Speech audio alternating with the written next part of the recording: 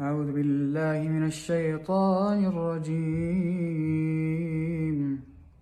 حتى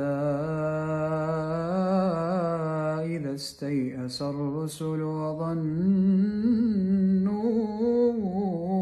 أنهم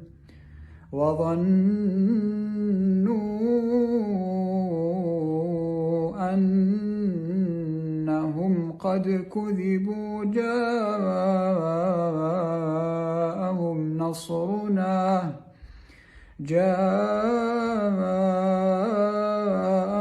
نصرنا فنجي من نشاء